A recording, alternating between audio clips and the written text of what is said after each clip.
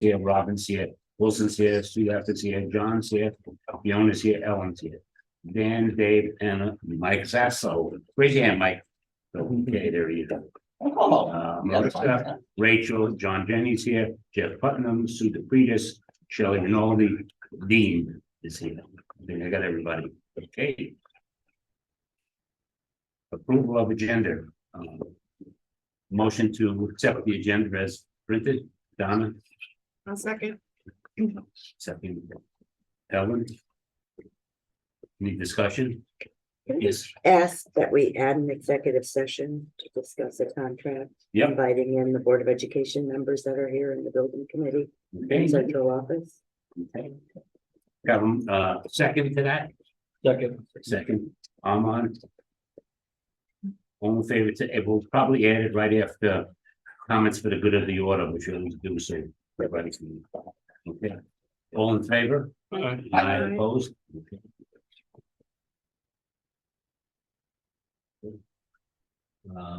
Approval of minutes.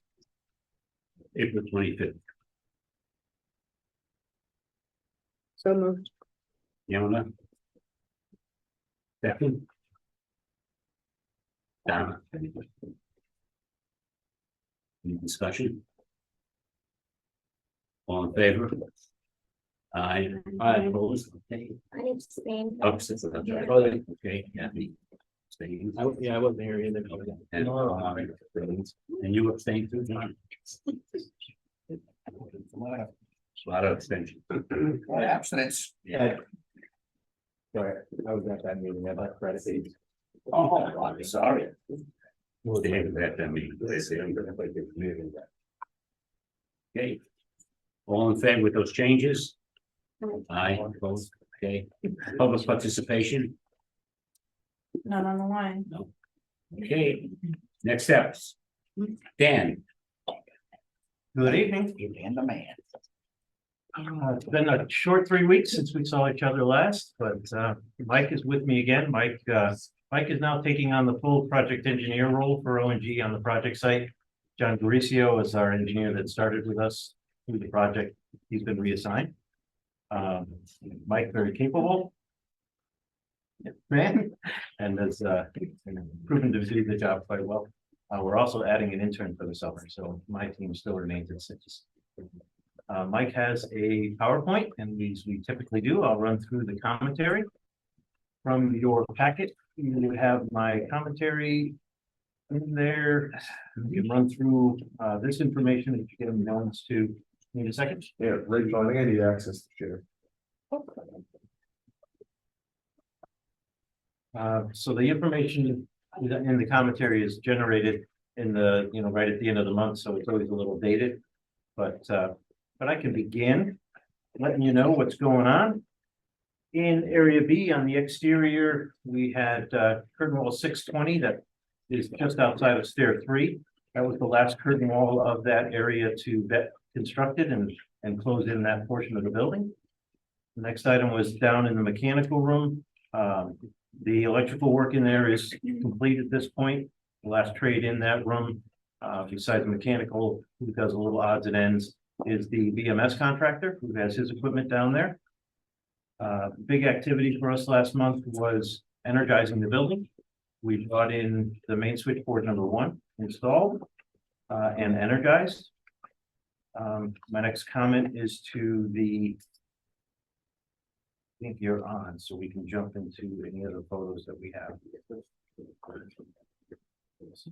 Oh, okay, so it might be a little out of order. We can jump around a little bit. So I'll just stay on track here. Is that the lower level, again, we have not gone back into the area yet. It is still our area of concern, but I now have a path forward in which we're going to go back to work in the lower level. I had thought we would be down there at the beginning of this week, but I have to resolve the cost of some of the work down there in order to get the in-wall electric started. So I'm going back to work down there on May the 30th. Let's see, electrical feeder circuit terminations in the electrical rooms complete. At this point, the ceiling grid is now complete through all the classrooms, through all the corridors, through 2, 3, and 4. And just this week, we installed the grid in the main level. Back here, I note that device installation in the ceiling is complete on the fourth floor. It's now complete everywhere there's grid. So that's certainly, keeping up with the pace of the work.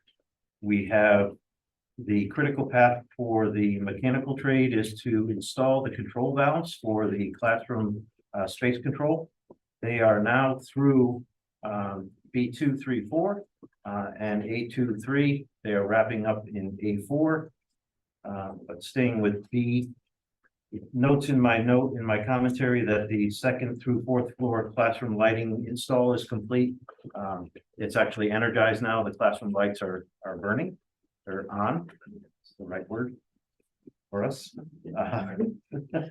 Let's see, second floor casework is complete. Third floor casework is in progress. It's now complete with the exception of we have fourth floor casework ongoing. The restroom wall tile is complete on 2, 3. 4 is finishing up actually as we in this week. Second and third floor lockers delivered and installed. And I note that stair 2, we have the ceiling systems that we have to put way up tall, and that scaffold system is now finished in stair 2 and has moved on to stair 3. We're actually painting in stair 3. Looks like we're gonna have to wait a minute for pretty pictures, but I'll continue to tell you what's going on. In area A, on the exterior of the building, what was new for those who had the opportunity to come to the site and see is the metal panel that goes on the sides of the alcoves of the stair towers was installed, and it was in progress around the front main entry of the area A curtain wall 1. That's now done on the 3 sides of that surround. In area A, I note the acoustical grid. Again, acoustical grid is now done through all of the floors, and he's working his way from the B1 corridor into the A1 corridor. Ceiling system, register installation, chilled beam connections, all of the low voltage work in the ceilings is complete. And as I just mentioned, mechanical valve installation is now getting to the last of its work on the 4th floor. Once they finish on the 4, they're going to come down and run through B1 and A1, and that gets the mechanical work in the classrooms complete. I'll move ahead. We have some photos. So let's see. So we're in area D in the photo.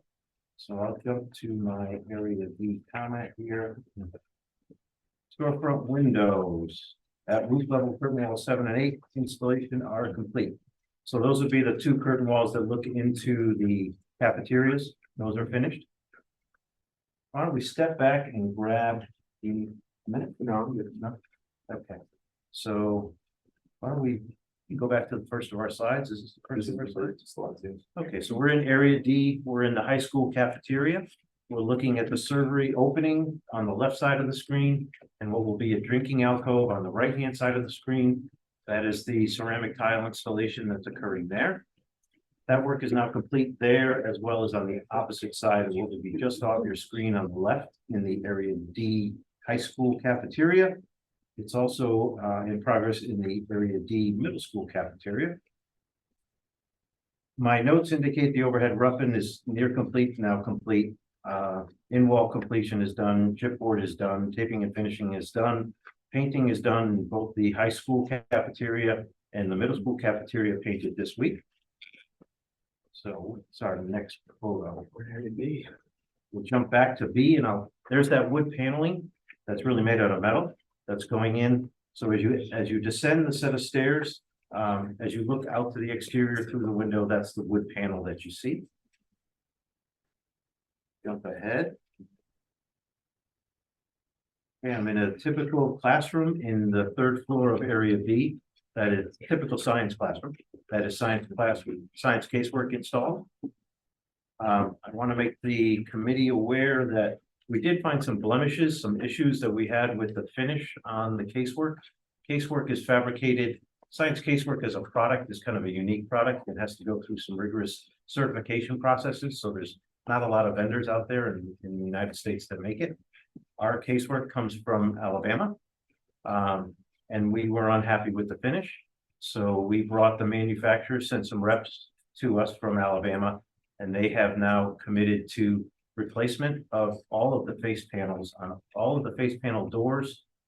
On all the units. So the problem they had in fabrication was that when they developed their CNC machine and the processes that they used, they didn't declare the doors and the fronts of the drawers to be the same quality finish as they did for the boxes. So they missed a step in their QC program. And so what we saw was little bits of like dust that were in the finish, and we saw some modeling in the staining, you know, where it's a hand applied stain. And so if you don't rub it off nice and evenly and then put a seal on it before you add the next layer of finish, you can get this mottled effect. But Legier, who they are a subcontractor or a supplier to, again, we have a great deal of respect for that fabricator. They didn't seem to have any trouble applying leverage, and now we have all new face funds coming. Okay, so onward from the lab casework. Now there's a bathroom, tile finish.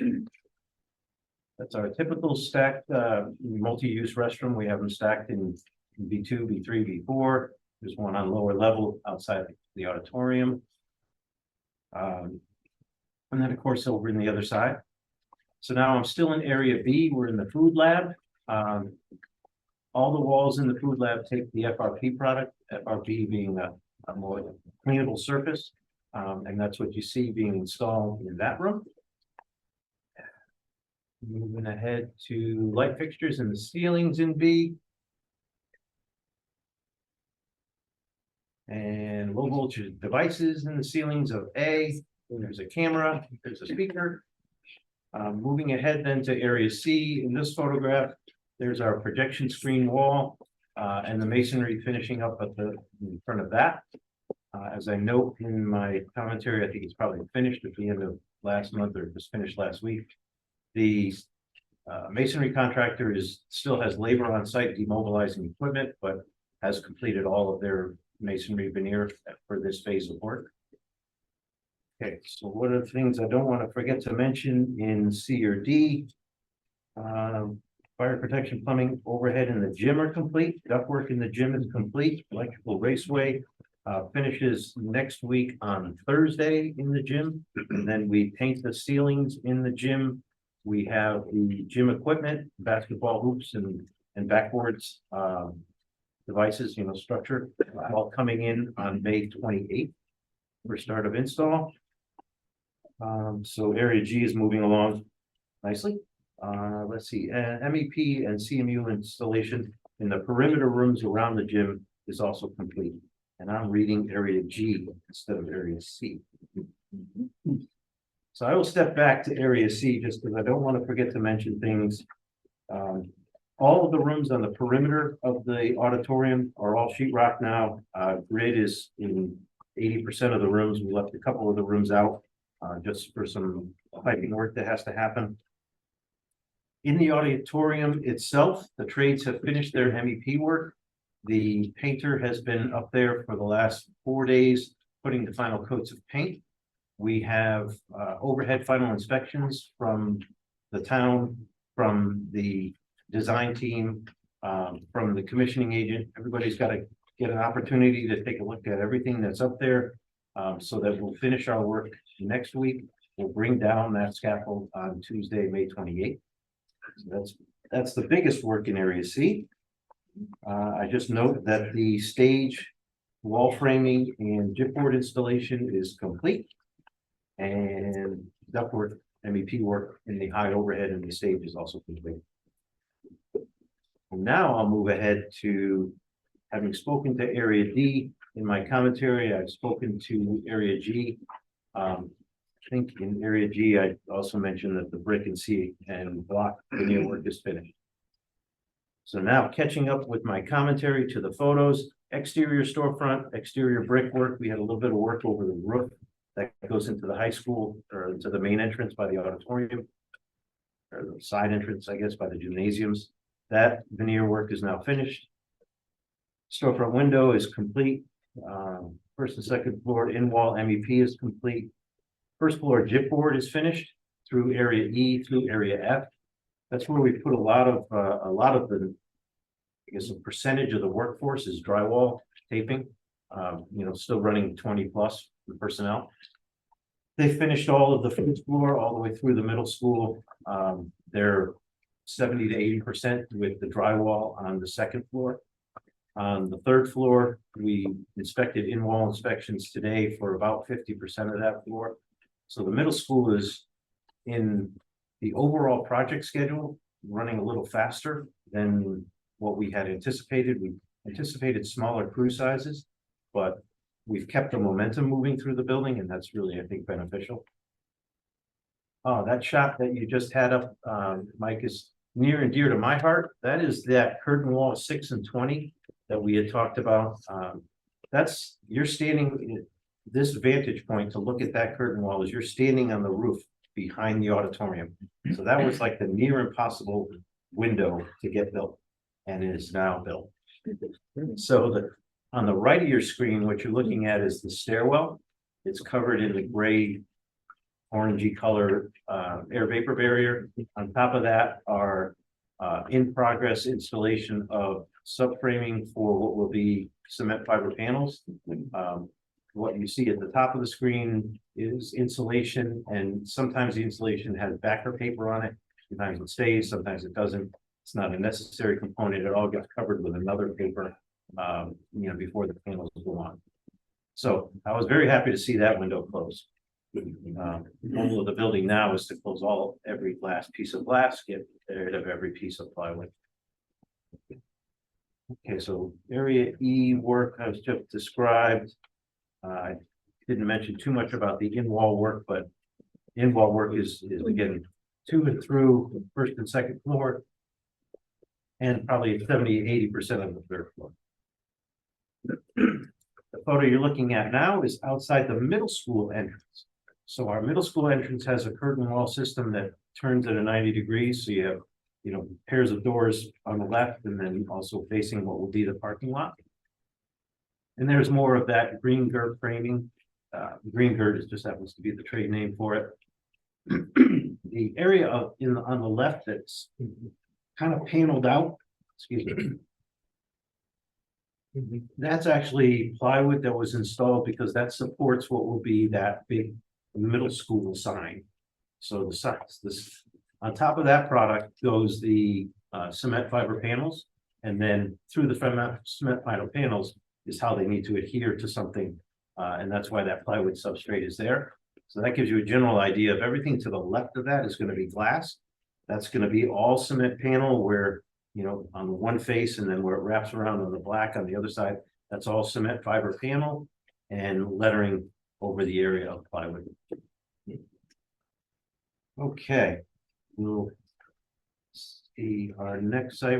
There's a gym, area G shot. So again, ductwork finish, electrician's in there. He's been in there for over a week, and he finishes next week on Thursday. Oh, you're jumping ahead to site. Okay, so but now we're behind the building. I think last month's picture showed the area is rough graded. Site light pole bases have been installed. Precast curbing has been installed. The generator pad has been poured. We are formed and ready to pour the heavy duty concrete that goes outside the construction tech classrooms. And we've also poured the loading dock dumpster pads, also heavy duty concrete back there. And on the other side of the school, for those of us that have been aware that we had to take out a portion of the existing retaining wall, that retaining wall is now finishing up. I was busting Mike today because I didn't really like the muddy picture, but in honesty, we've had a lot of rain in the month of April, and work proceeds. We just get our boots wet. It hasn't been horrible. It's been a lot of rain overnight, which is good dust control, and it provides some moisture content in the soil when we're compacting. But it's been a little bit more than we prefer. Let's see. So I think under site work, I don't want to forget to mention that the primary transformer has been energized. The storm system behind that retaining wall is complete. The left grade site light pole bases are complete. Oh, and in the courtyard, I didn't grab a picture of that, but in the courtyard, the yin yang wall for what we have as an outdoor classroom, the foundation has been poured right in the middle of that screen where Mike's highlighting for you.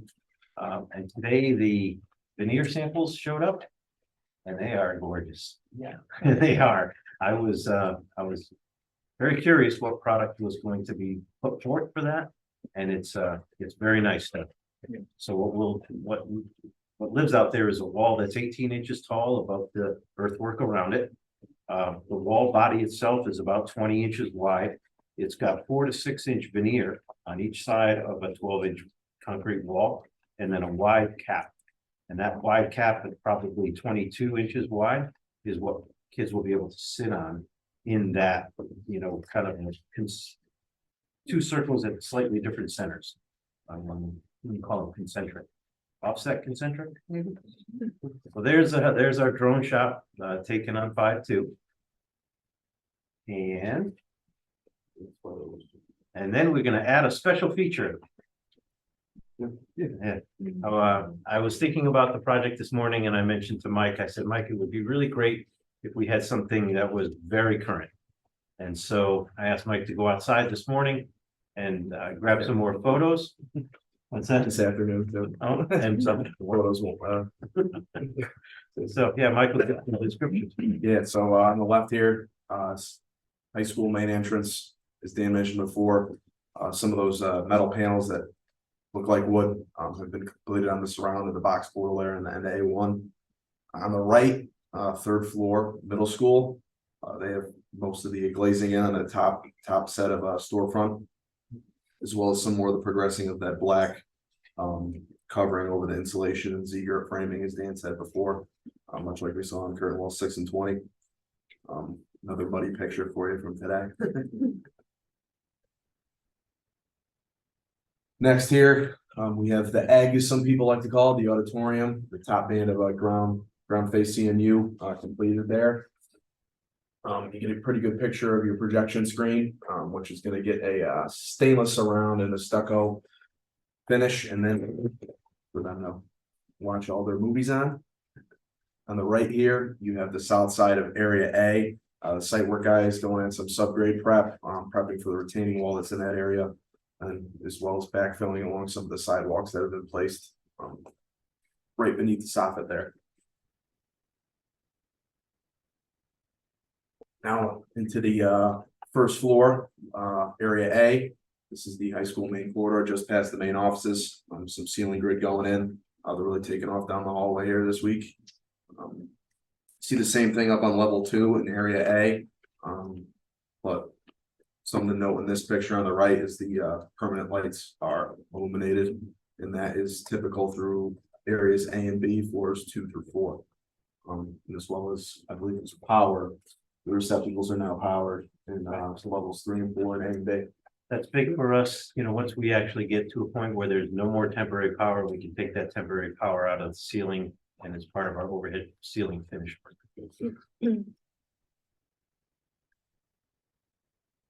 This is elevator number 2 next to stair 3, progressing.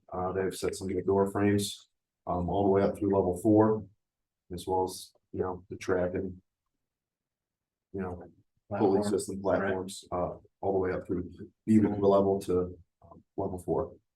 On the right here this week, the main switchboard number 2 was rigged into place. Last month, you'll remember we showed main switchboard 1, which is now up and running. That's another major milestone for us. Now, nothing for heavy equipment needs to load into the lower level. We had left a small section of corridor framing out that we can now close. Now we're up in B2. This is a typical gang bathroom. I believe this is a boys' room. You see the wall tiles complete. Counters are installed. Mirrors are in. Ooh, lights are on. Lights are on. Not bad bathroom. The right photo here is up on the 4th floor B. Some completed casework, flooring installed. Almost completed casework, I should say. Flooring installed, and once again, the lights are on. Here, we move into the high school caf on the left. There's the ceiling grid installed.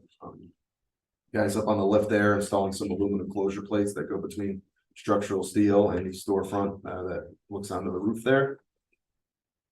Funny, we always take pictures of the high school cafeteria looking at the servery.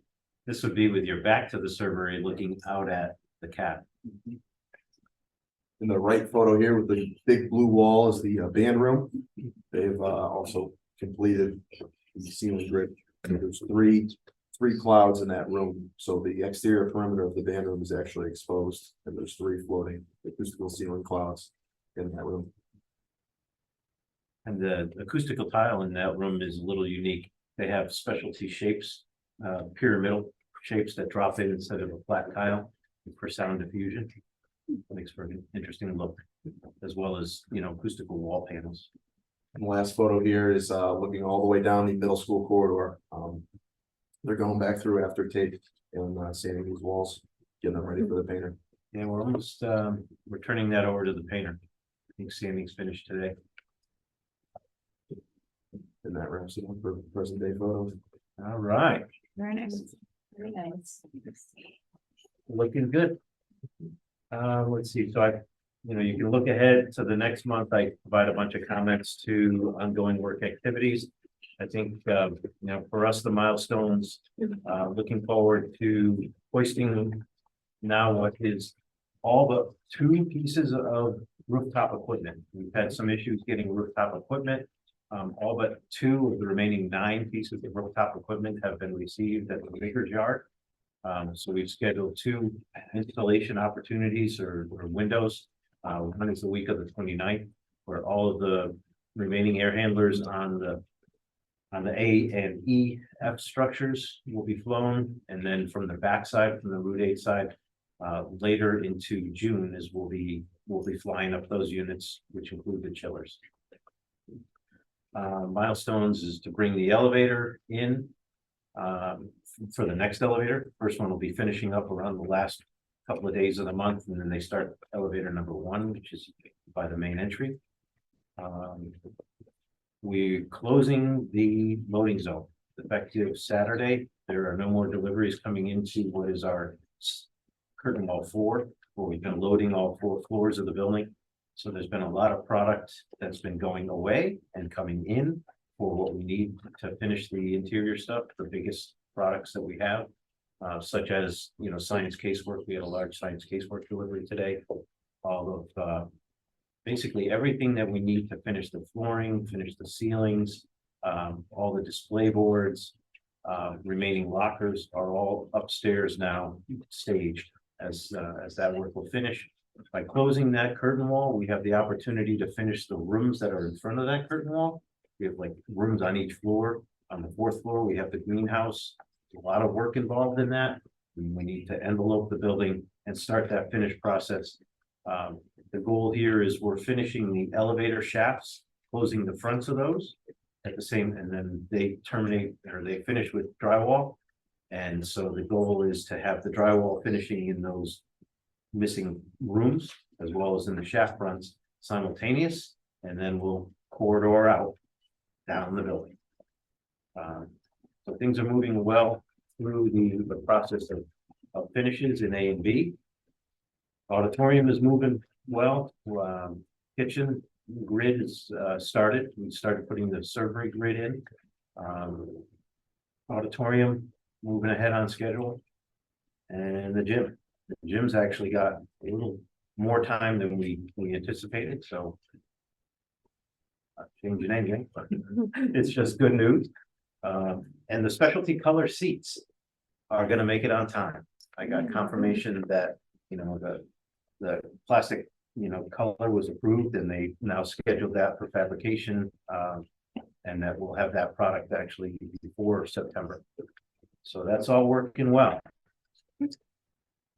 On the cost schedule side of my narrative or information to you all, a couple of big numbers that I wanted to put out there for you that I had not been included in the cost report previously are under my cost items 1 and 2. So in area H, I'm now looking out. I'm looking at the demolition of the existing school and the select demolition that we have to do in the gym. We have a change in program. The locker rooms were kind of an open space. They weren't segregated by a demising wall between two different locker rooms.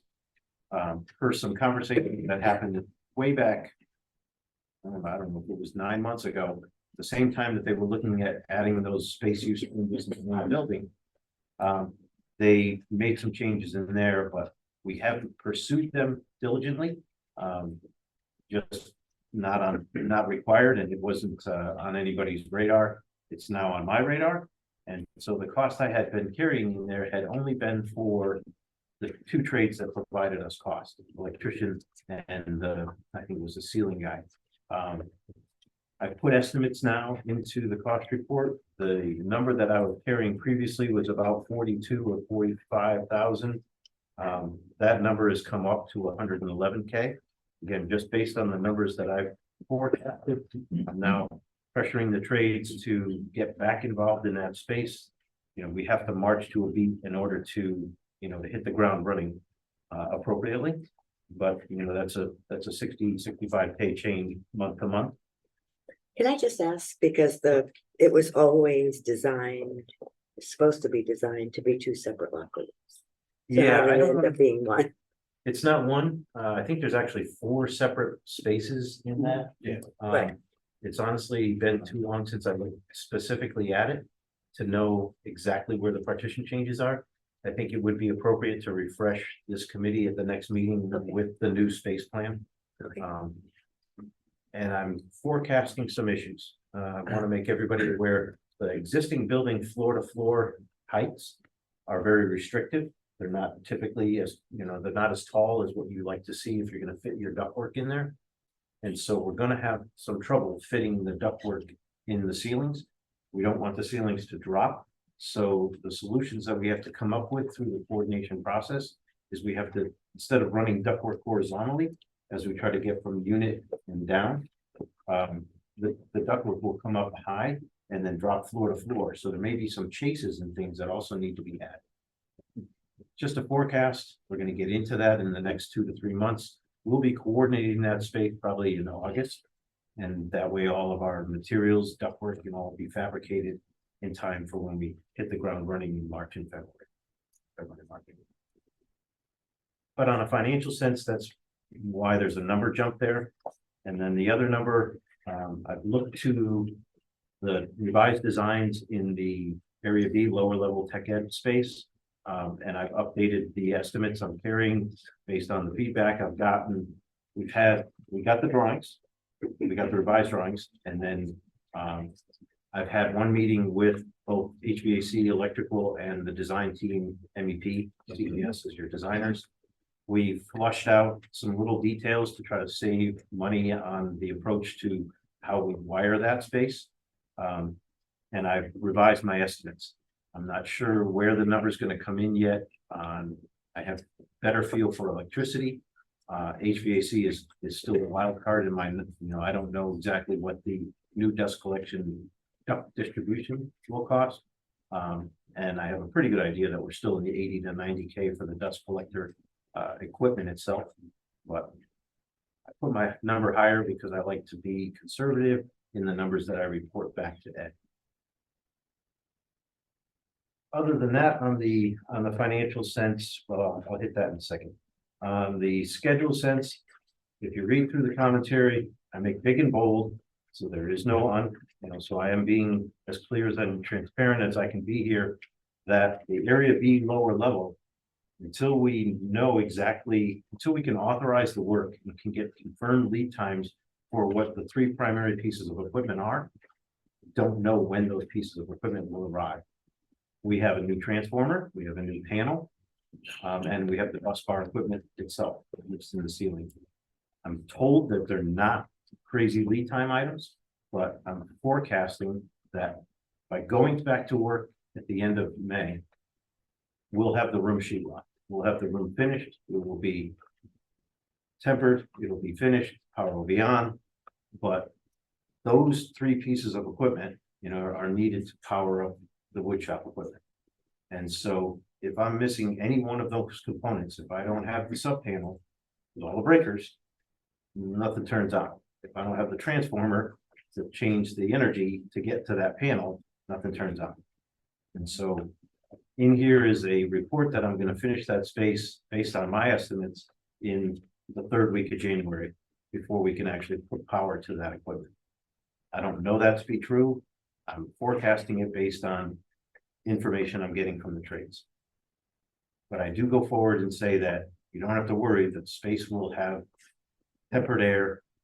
Kids can sit in there, the lights will be on, you can have class. Okay.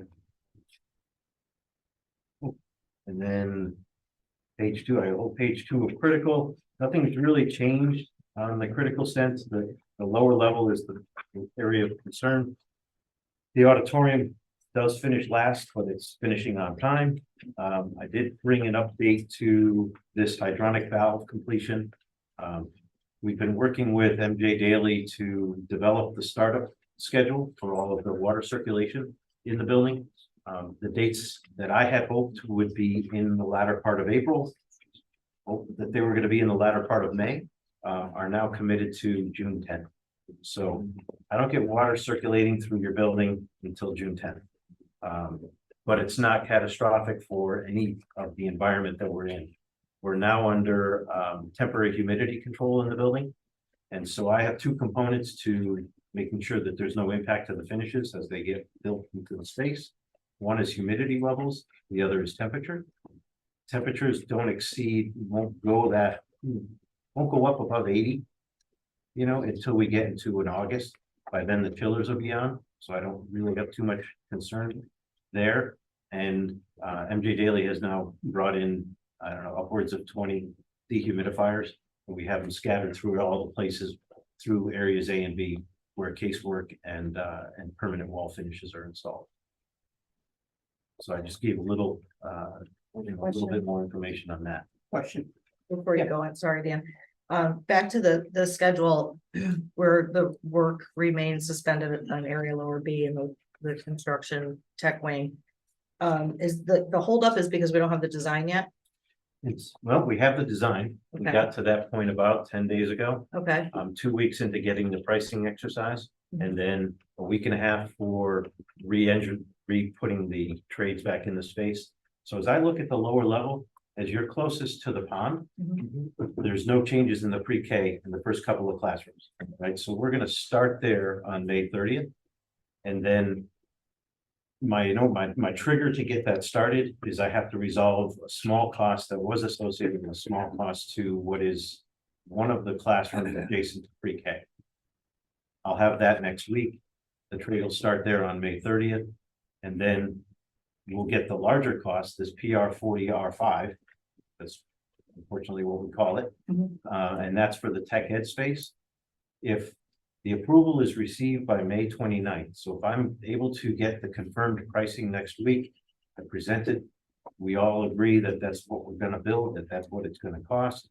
Then I've allocated about a 2-week window to get product, and that will keep the electrician moving from the pond side all the way through the tech ed space. right, and so when you get that information, you get the pricing, will the building committee have to reconvene in the next week to make that decision on There the? will be, there'll be a trigger that we need. Because it's 150 grand to 240 grand, somewhere in between. Thank you. The last page in your packet is known as the summary data. And I've just touched on a couple of things that are a little different. Every month I'm updating from our project schedule, the current schedule dates. In the far right, first entry there, it says January 23rd. And I put an asterisk next to that to tell you that, again, that's the date that I'm projecting ahead. But the rest of the space downstairs in the lower level, everything but turning on that wood shop equipment is 12/8. So I'm still running roughly a month of flow before when that finishes and when you actually move into space. The other dates are pretty much unchanged. The physical progress for those who are, spot on and keying on, and they're looking at, hey, last month we were at 68, and this month we're only at 69. How can that be? You know, I have lights on for crying out loud. And that is because in the schedule, I added about 40 activities because I'm gonna micromanage that lower level. I'm gonna watch every step and every day, and we have something to accomplish every day in order to hit that end date. When I add 40 activities, I have a whole bunch of new stuff that the computer tells me is not done yet. And so that's why I only have a 1% gain month to month. And that coincides with your board with your sticky notes. It's In the actually room, right? what- I love your it's board. where I'll get to when I get to the sticky notes. Right now, it's, it's too far out. The sticky notes that you're referring to is really a 2-week look ahead. Okay. It's for the trades that have to turn over area E1. Sander said he's gonna turn that over to the painter on Thursday. You know, They if he watch puts it a from sticker there. on the wall that says, I'm gonna turn it over on Thursday, then he's gotta be accountable. And that's really the best part of that system is it develops that accountability. Yeah, the visual part of it, yeah. Other than that, the financial numbers on the job, you see the jump in potential budget revisions, 160K. Those are the couple of things that I spoke to in the report. We've caught up a little bit on the approved budget revisions. Why it's a larger jump month to month is because we actually had 2 AIA documents that got executed between when I ran the reports. That's where the significant jump is between the 162 million and 0 and the 162 million and 3. Total projected costs. Again, similar numbers just transferred to overall construction. And then the bottom line is, we had been utilizing some CM contingency funds. A lot of temporary conditions stuff was happening. This month, it's a lesser number. So the bottom right corner figure of 1.77 million. That's not just my contingency. That's also the allowance funds. And I didn't make a comment, Dave made me aware earlier. I should be clear that we have 3 allowances left in the contract. One is for auditorium panels. One is for the roof at area H, which turns out it's not pitched, it's too flat, and we're gonna expend that money. And then the third is for a BDA system or a antenna system that your emergency services people use. We couldn't buy that product until we actually built the structure, and then we bring the emergency services through the building, and they determine, how much antenna system they need. I'm carrying $100,000 as an allowance in our contract with you all. That's your last number. We're going to use probably just about that 250. So right now, on my side of the equation, the $1.5 million is completely untapped. There's still a CM side contingency of 1.5. And what happens if with any contingency funds after the project? Where it comes back? Yeah, so already at this point in time, when we signed the GMP, we took the 3% figure that was the contract amount and we gave some back. After we did the job, we gave some back. And then when we did the alternates, we knew that, the alternates were something that the committee wanted, and we knew we didn't need all the money that was in there, so we gave some back. Yeah. My projection as of last month was there would be about 800,000 at the end of the project. I'm waffling on that number now. It may drop to somewhere around 6. I'm never firm when we're walking into a renovation. There's too many unknowns to what we have to do. It's a relatively small space that we have to save. Not thinking that there's a huge risk involved. The whole building that, is not getting renovated gets shipped out. It's already assumed PCB, so you're not really at a high risk there either. But that's where if there's things that come in, we want to make sure that we have money in the bank. Right. We talk about construction tech. And you gotta, I yield the floor. thank you. So it's gonna be between 150 and 240. Yeah. You figure. Yeah. If it comes in at 240. There's nothing we're gonna be able to do about it. right? Not if you want it, Not right, exactly. You can't change the freaking design for the 27th time. no, then it wouldn't be. Right. So what I'm getting at is we've already, the board, building committee's already passed funding that up to $150,000. And we also know that we're gonna need another meeting to approve whatever that last dollar amount is. I propose that that's the appropriate thing. Yeah, well, It's your decision. I'm sure it is, right? So. So why don't we just, tonight, rather than having to meet again, which is gonna be impossible. Just Raise your limit. raise our limit to 240 instead of 150. Now, I certainly wouldn't want that bit of news to get back to the subcontractors. Who are pricing the job. How we. Too late, validate Mario. and- Exactly. How we Too squeeze late. what we can out of these grades. Yeah. They can do that. High in the sky they want. It's a very, it's a rigorous process of cost analysis. Mhm. Trades are bound by what our industry standards for cost. And they have to produce verified invoice or quotes for product. So. Yeah. But not to your point being that you wanna move this limit. Well, it's inevitable, it's gonna be. More than 150, we'll have to meet again, both of those things are inevitable, so why don't we just cut to the chase, move the limit to 240. And hope, obviously, it comes in less. But that would prevent us from having to meet again, just to come in here and vote and leave.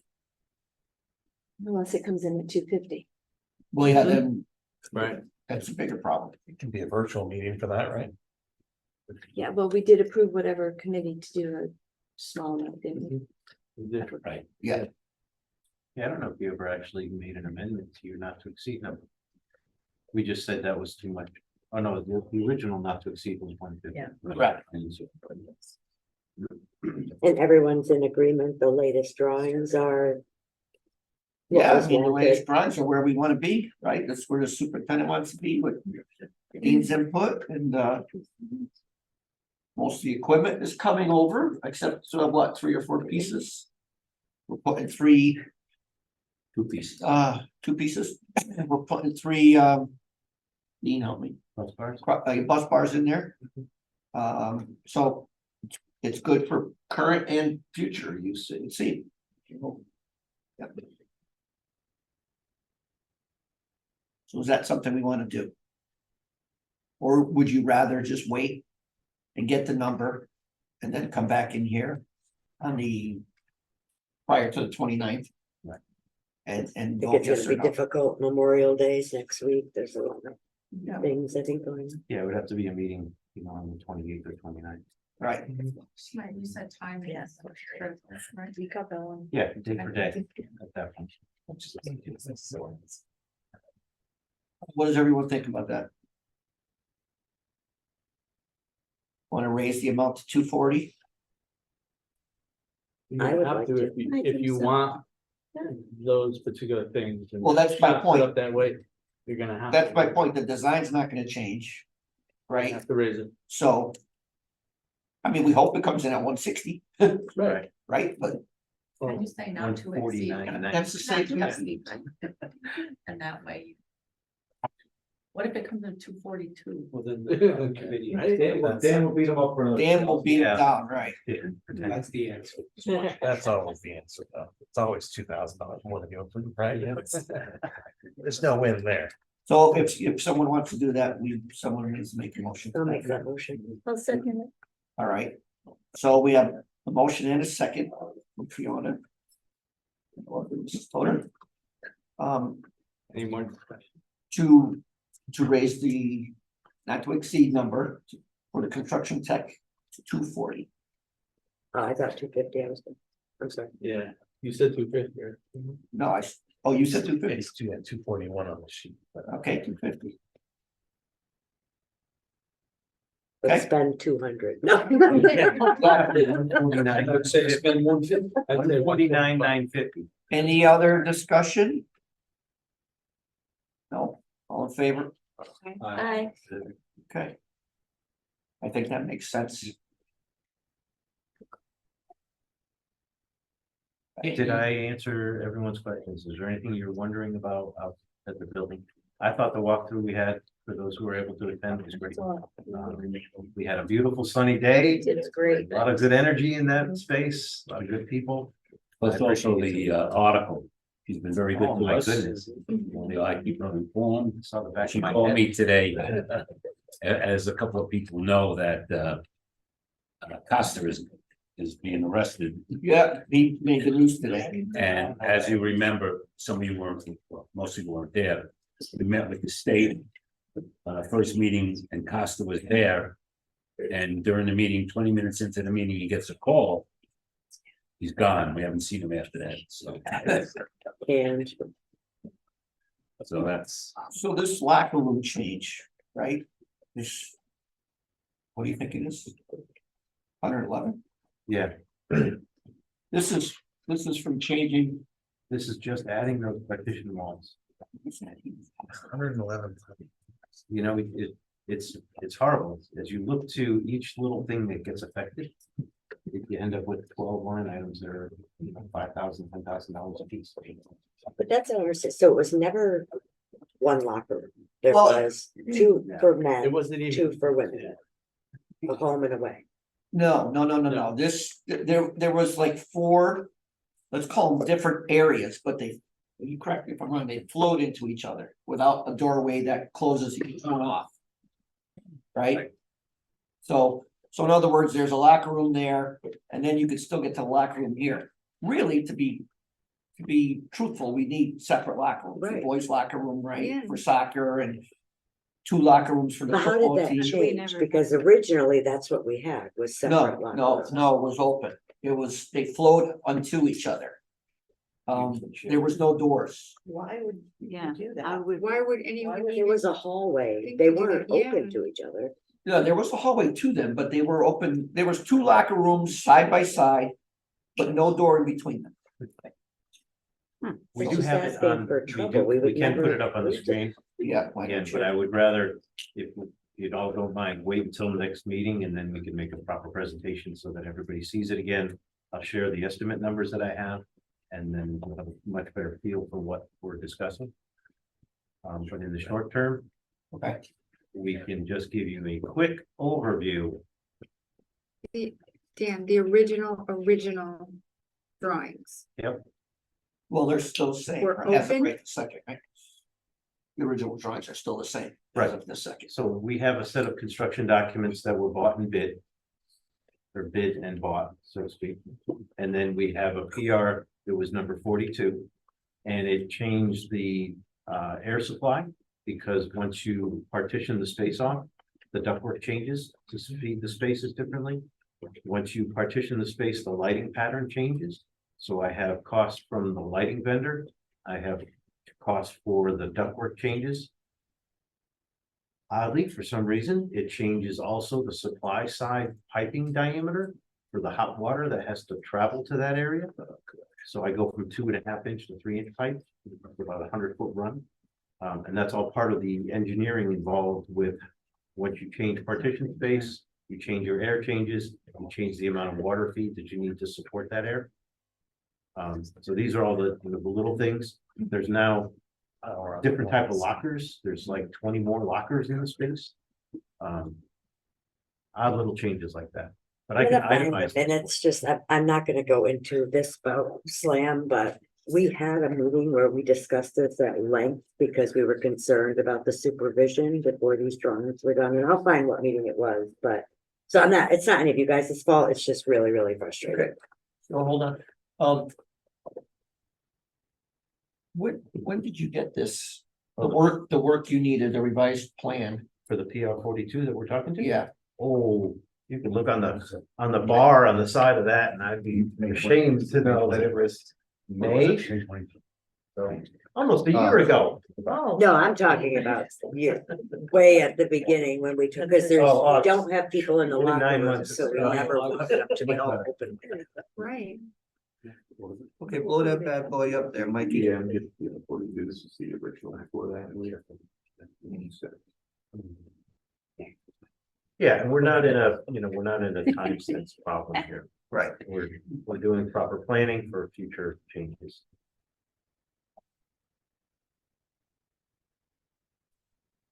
So you just see the door that was added in that corridor right there. Right. You've got now 2 isolated rooms. The locker room above the door, just off the screen, and then that door, I believe those are 2 new doors. So Fiona, I guess, what's that number right there? 1, 2, 12. 1208? Yeah. That never existed before. You just walked into that locker room. The other room doesn't have Mike, it's the contract document, right, the bid document. So yeah, Mike's gonna jump for you from document to document. Oh, the door is there, but reversed. But it's connected to, You walk in and They made you walk. you're still connected to the other, right, you have 2 locker rooms you could go to when you walk through that door, right. to the right or left. So there's no way to close off like the team locker room. Well, we know what happened on the fields. We certainly don't want all these kids in one big area. Yeah. I think you need to see globally the partition changes. So there's CMU costs, we're building more partition wall. The doors, of course, have not been procured yet, so if you're not physically adding a hollow metal door and a hollow metal frame and a new door, you're not gonna spend the $2,000 for that. So, It just The- changes, like if it's a swing change, no cost. so the revision would be 4 separate, Yeah, we'd have to zoom out a little bit more to so give you. 4 doors to 4 separate rooms. It's actually 5 separate. Because there's 3 on the top of that floor, there's 3 rooms that were separated to 3. It was 1 big and it was, or 3 that were connected without doors, now there's 3 connected with doors.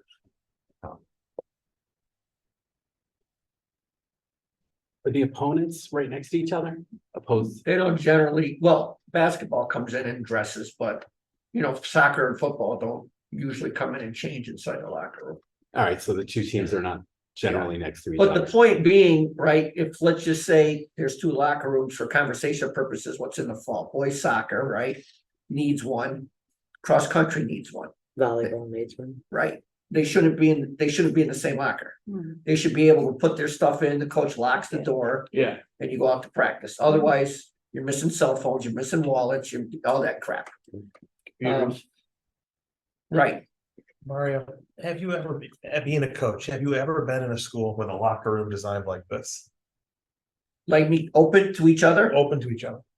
Well, we don't go in many locker rooms, but no, the few that I have been in have been, they've all had doors. So I'm just gonna go on a limb here. Why would we design it this way? Right.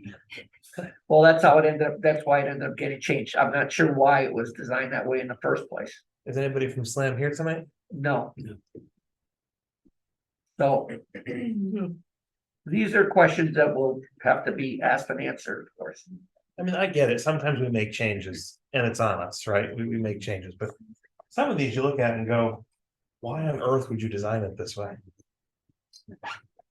Listen, I guess if, and I'm not certainly not speaking for them, I guess the flexibility of having, like a football team take that whole Yeah. block, right? 70 guys. Yeah. I'm just guessing, but the downside of that is what if there aren't 70 guys? Yeah. Right, right. We'll lock 2 doors, thanks. Yeah, Thanks, Mario. all right, so So I'm glad we're talking about it now. yeah, We'll make some decisions in the next couple of months. so you're gonna get it deeper into this. Yeah, I mean, I think we should bring Slam in to make some commentary on the changes and I'll have my estimates better. Okay. So we'll pick this up next month, I guess, right? Will they be here next month? Well, they certainly should be here tonight. Well, they should be. There should be a representative. Yeah, they'll be here. Okay, if not. Kemp, then a representative of Slam, Who knows the project? But who knows the project. How many sports go to the lockers together realistically? And well, for Volleyball? the boys, let's just say fall season.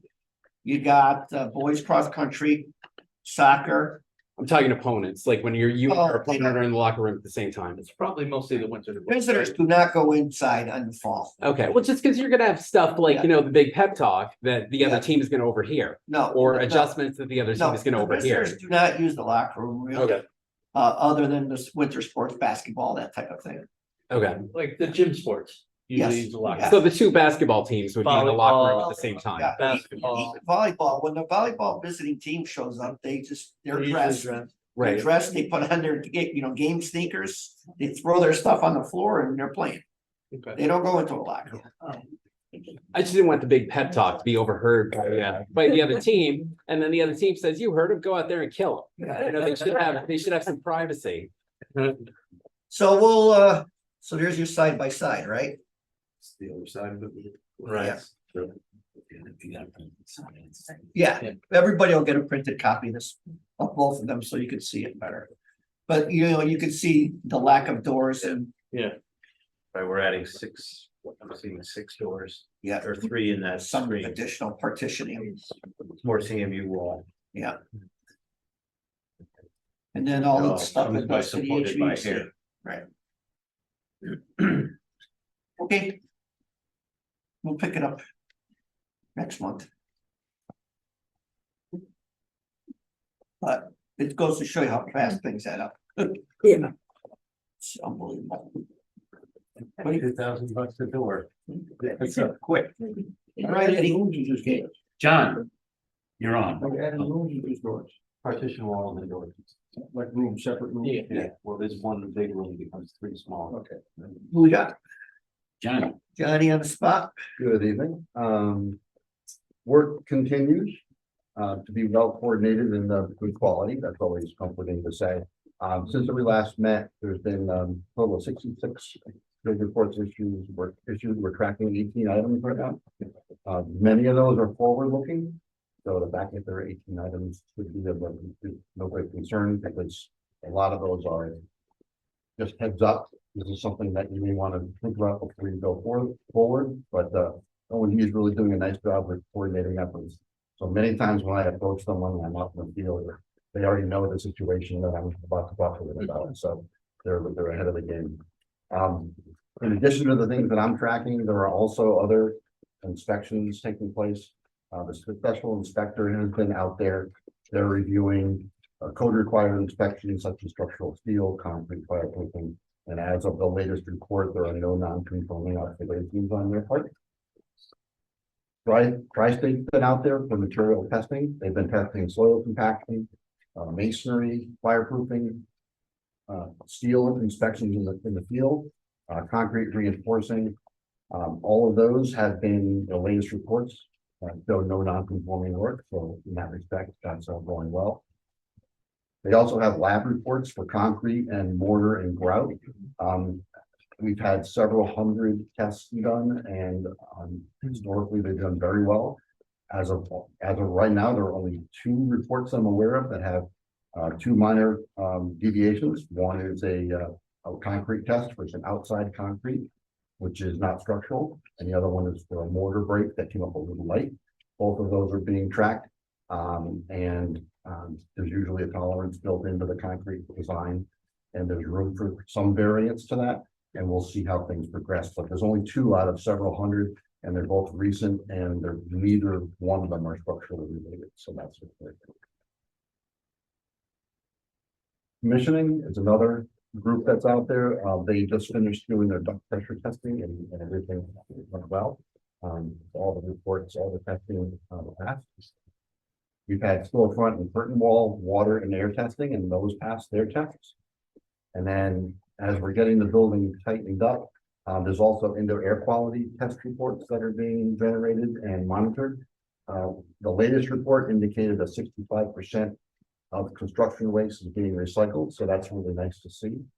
And that's a matter of segregating the waste as you build a building. You don't just throw it out in the dumpster. You strategically put them in the right place, and the wood gets recycled and the various other materials get recycled. So it's always nice to see that incorporated into the project. Part of the indoor air quality is also monitoring pollutants, dust control, and things of that nature. Those procedures are being followed. There are two things that are being tracked for paint storage and for dust control. But none of those are insurmountable. It's just monitoring on a daily basis, and ONG is doing a good job at that. And also doing a good job protecting materials once they're installed. There's a whole strategy to that. Is we're trying to work in rooms that have finishes, and it really takes a team effort to make sure you don't damage them, and I think that's working out well over there so far, so we'll keep an eye on that. Kudos goes to Brian Pacuda. He's a seasoned superintendent and he runs a tight ship. I think the comment I'd like to make is that the building is clean. You know, you have an environment that we're building and it's not your typical, I don't want to speak for other, you know. It's Well, just on a nice, Friday, clean environment. He signs up everybody to. And everybody participates. I mean, It's very clean. You go through. it's well organized and it's clean. And what Ed's referring to is the trades are participating. Sometimes we have a little difficulty getting the trade participation, but once a week, people stop and they clean the debris, you know, so that it's just, you start your work fresh on a Monday in a clean environment. It's a better workplace for safety and for quality.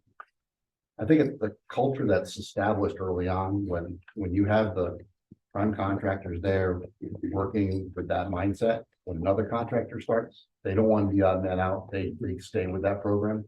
And so now that you have 5, 10, 15, 20 different trades there, it builds upon that culture and you're able to sustain that. I've been on plenty of jobs where you're stepping over 2x4s and wire and whatnot, and there's more risk for injuries and so forth. So it's to everyone's benefit that kind of culture is established, and I think they've done a good job doing that. The last item for reporting and quality, their stormwater pollution prevention reports. That monitors how this project is impacting the adjacent waterways. There's erosion control around the site that requires maintenance. There's been a ton of rain this year, and it's always a challenge to try to manage that. And right now, there's no non-conforming observations. The silt fences are all intact and being maintained, and so in that respect, we're in good shape. So all in all, I think things are continuing to move along well. Any further questions for John? Next item. Is phase 2 application certificate of payment. You have everything listed. It's for $5,418,367.36. Have a motion to approve that. I'll make a motion. So John, Jen, Robin.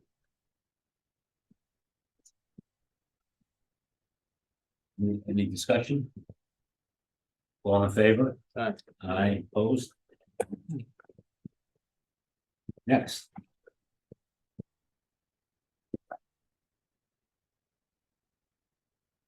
Dan. You're up. I am, what am I speaking to? PCOs. Oh, PCOs. In your packet, you have the collection of PCOs through the month of April. I have them in front of me. I can quickly give you a description of each. Beginning with PCO 61R2. This represents a very old change. It was discovered in sequence probably a long time ago, because Dave has berated me for not resolving this, but what it is the IDF room in basically all parts of the building, but in one location is where this BDA or antenna system equipment needs to reside. And SLAM realized, I'm going to say it was not even about a year ago, that the partition walls should be 2-hour rated, not 1-hour rated. And so we upgraded the partitions. We did build them in sequence, but we haggled over the cost until finally we said, okay, the $500 doesn't matter. And the drywall trade gave up $500, and now we approved the change. So that's was what this it is. change What- done from when we did our drawings, the change? Yeah, the went different after grade? bid. And then, 3 months into construction, we weren't framing the 4th floor of B. We were probably framing the 1st floor of B when SLAM realized that they needed 2-hour walls, not 1-hour walls. Right, so, but the specs didn't change since we No. did the drawings, No. they No, just it had was the just one. not drawn to be 2-hour rating. Okay, thank you. They were not drawn to be 2-hour rating. Right, they were drawn as typical 1-hour rated walls.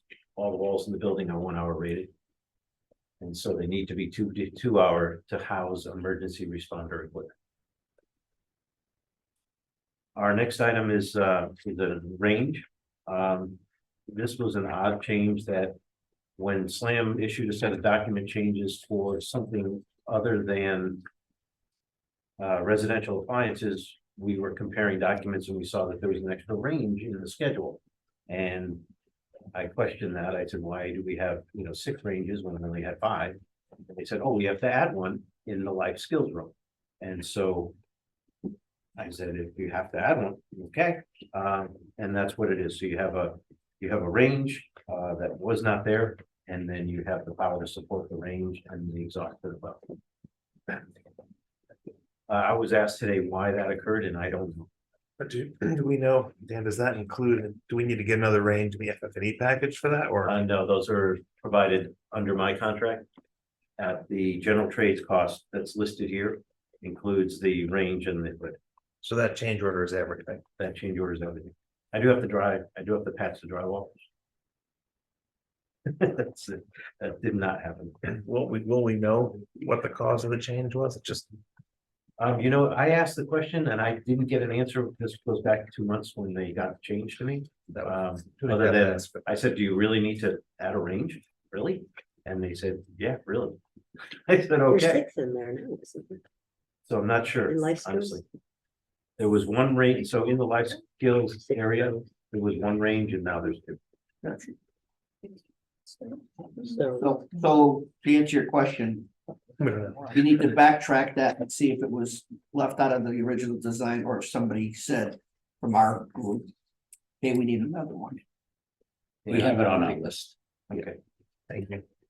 The next one is a no cost change in the restrooms that had the partitions that go in the restrooms. There was a conflict between the partitions were supposed to be floor mounted and ceiling mounted. But in the ceiling condition, they conflicted with the mechanicals above. So we went to a horizontal partition mounting system. That actually saved money, but we had to open the walls and add wood blocking. So a net no cost change. Something that nobody would ever notice. Because most partitions are built that way. The next PCO 226 is a CM contingency draw. It is related to in area B, the light fixtures that were shown were supposed to go wall to wall, and the wall to wall is not 8 feet. The fixtures that were spec were 8 feet, so we had to buy 3 fixtures that were 7 feet to make them fit in the space. They were like 3/4 inches too long on each end. And I also, some really complicated changes that we did on the site, moving the substructures around, ended up short 1 manhole rim. So absorb those costs into the CM contingency, at a CM contingency hit of $4,500. In the fire extinguisher valve cabinets is PCO 2228. This was actually a function of walking through the space and seeing that the hose connections that would be the fire department, where they're gonna come in and attach hose if they needed to into the wet standpipes. Was driving the elevation of the fire extinguisher to be at about 4 feet high. And that just seemed uncomfortable to me. So I asked the fire marshal about it, and he said it seems uncomfortable to me too. So we had to buy new fire extinguisher cabinets, move the rough opening down a little bit. Again, I felt it was a coordination thing, and so we applied the cost to the CM contingency. It was an expensive cost for the boxes because the boxes are fire rated. So that $5,361 cost is purely material cost. Next item is to add some blocking and do some lean carts. This is really kind of a combination thing, again, applied to the CM contingency, but in the IDF rooms, the split suit units, the air conditioning units that mount to the wall, we felt that putting plywood backward behind it was just the right way to build the building. So we added those, and then that nice lean board setup that you saw in our planning room had to get built. And so We'll cover that. we applied contingency funds for that.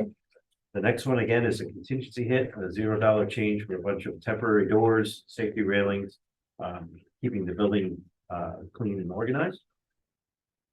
Our next is again a CM contingency hit. This was the expansion joint. Your building is broken into 3 small buildings so they can move independently.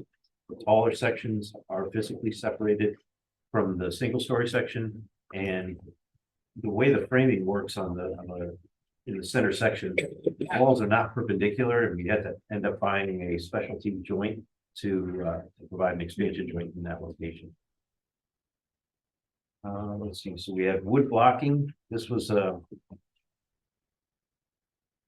in above the curtain walls, the store or the window system goes all the way to the roof, but there was no blocking to tie in the weather tight system. So we purchased that. And then when I did the buyout, I didn't specifically assign a particular type of trim. You're looking at like wall panels. On the bottom of your wall panels, you would see a piece of aluminum trim, not for wall panels, but in our case, it was for a different product. So I had to buy that. Again, that was a buyout mistake, so that's a CM contingency thing. The existing drainage pipe, when we went to start doing the work behind the near the turf field, your original building had a storm drain that came off and joined the rest of the storm system that was out in the field. When you added the concession stand area, that roof drain system changed, and the pipe that went out into the field got cut off, but it never got capped. So when water goes into your storm system out in the ball field, if it's not releasing out the low point, it's backing into this piping network. And so it was fully charged with water. So when they went to excavate and build that retaining wall and cracked and located that pipe, it geysered because it had all the head pressure from all the water that was sitting in the storm system below the athletic field. So we had to go out and get a pump and dry that condition so that we could work in the hole. And then we capped it permanently beyond our scope of work. That that's an might correct the unseen- flooding problem that's been out in that field for years, Right. right? Yeah, so that might be a release problem, you know, for all that water to be stuck in the storm system. The storm system is submerged, it's not, free flowing, Yeah, there's a backup going on somewhere in there. But we'll find it, we're gonna replace it all, in a while. make sure you have a video camera going when you do find it. That's the difficult part of a video, game, is they're hard to work when it's fully submerged. If they're slightly above the water, you can see. Mhm. Otherwise, you're driving that camera right into it, like you're swimming underwater. As an unforeseen condition, this goes against the owner's contingency at a $6,500 cost. RFI 300. 235. I'm sorry, yeah, I'm reading the wrong line. Our PTO number 235 is for RFI 300. We noted that the teledata drawings did not include data jacks in the classroom noted. We said, do you want data jacks in the classroom because it's a digital classroom? And they said yes. So that's a fairly costly item. Where that occurs is above the tech ed space. So your tech ed space has no ceiling. And so whenever you want to put in a data drop, you would normally only have to put in conduit to get you above the ceiling.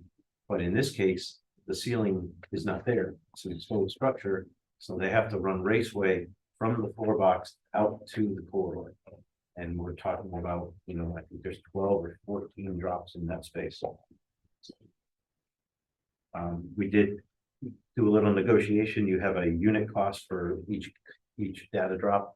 And he included the raceway at the unit cost because you're doing the work all in one spot.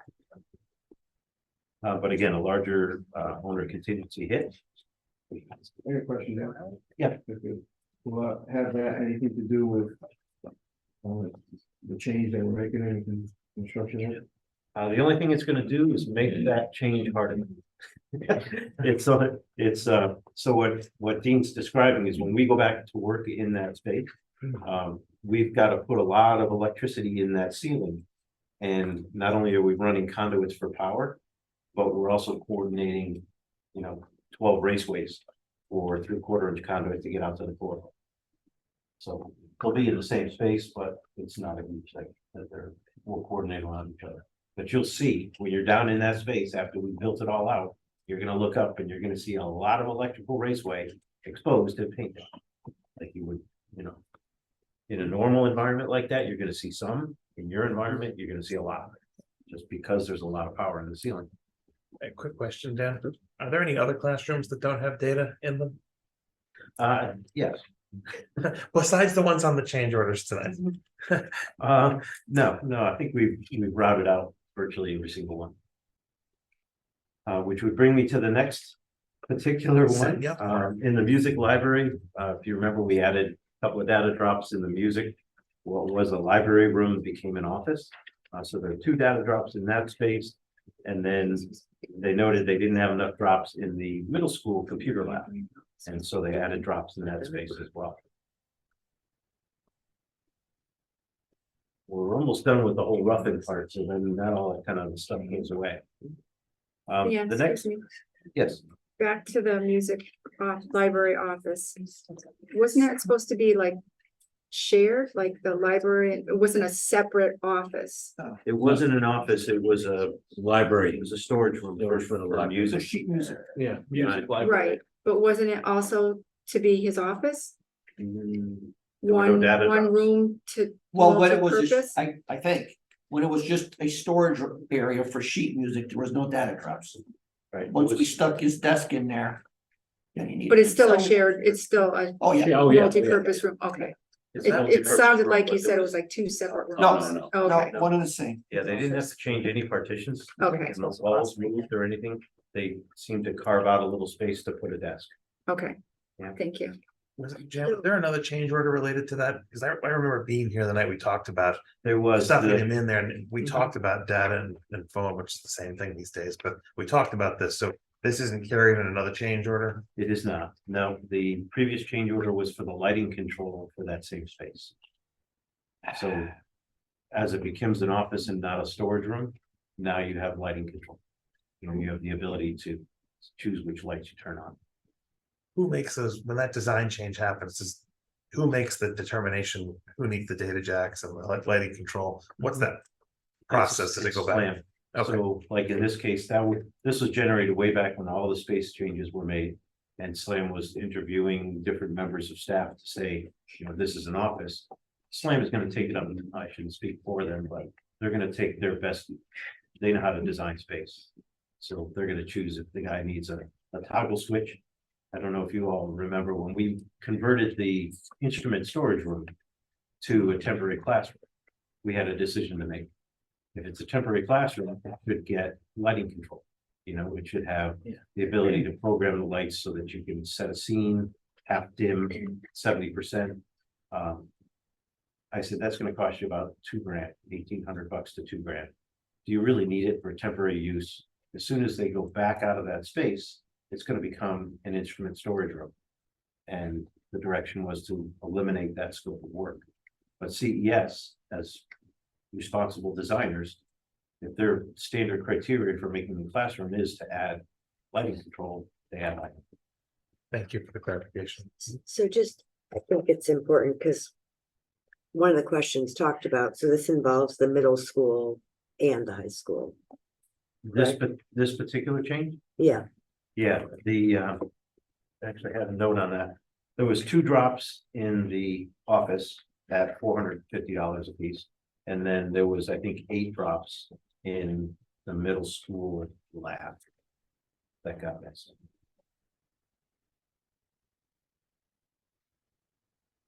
They call it the coding computer lab 1178.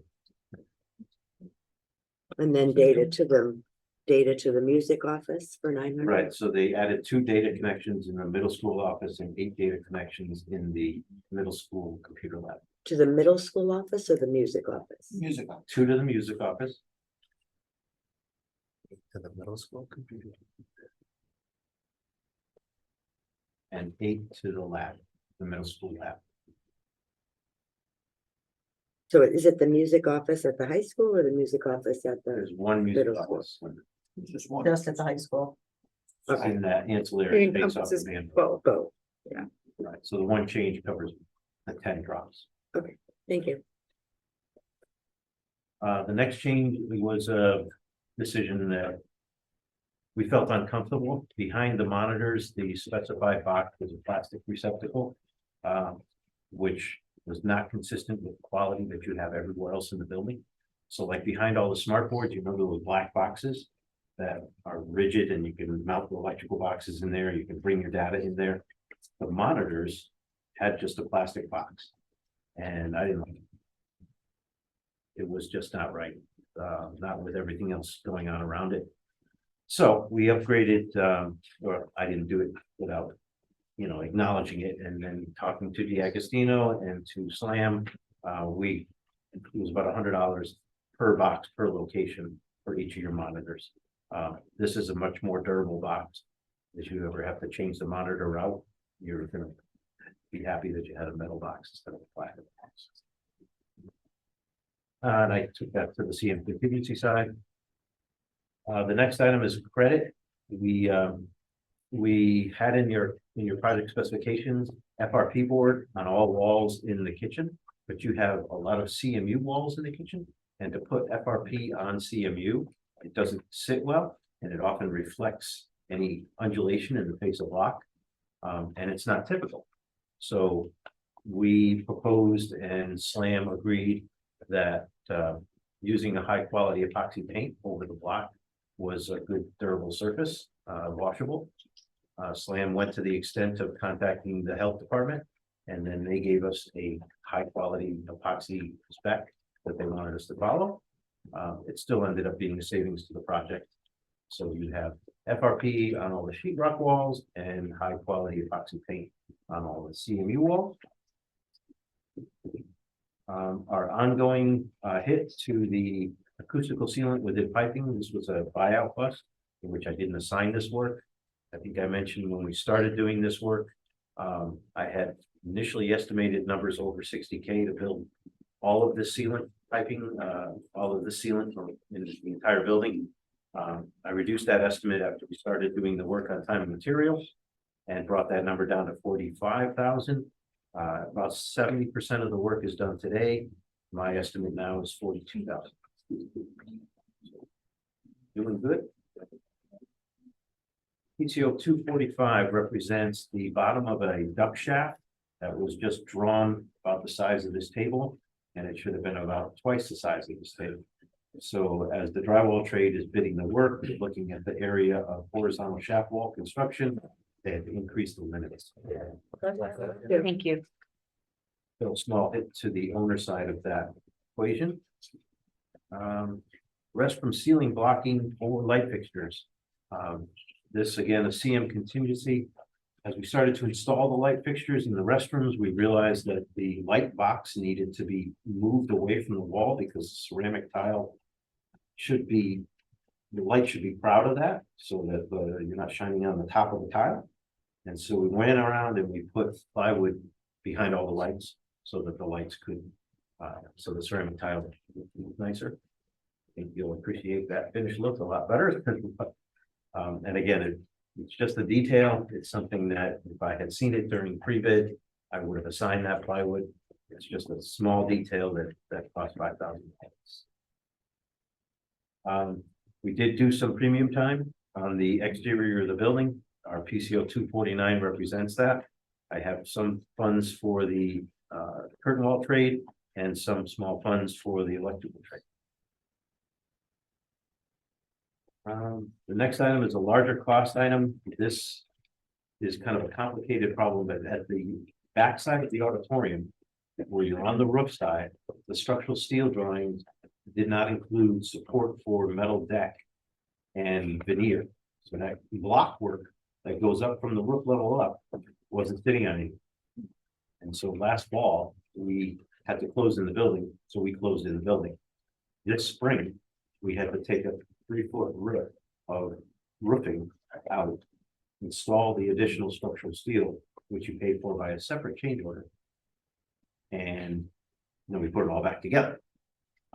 So this is, if I was to tell you, I don't remember the exact number, I'm thinking it's around $12,000 that the structural steel guy had to come in to do his portion of the work. But this was a miss, and this was in rough numbers about $32,000. For the two combined different PCOs. The next item is another large number. In the description of the PCO, you'll see the electrician went through the drawings and said, hey, you know, there's no power shown and you have fan coil units. 2 fan coil units didn't have power shown.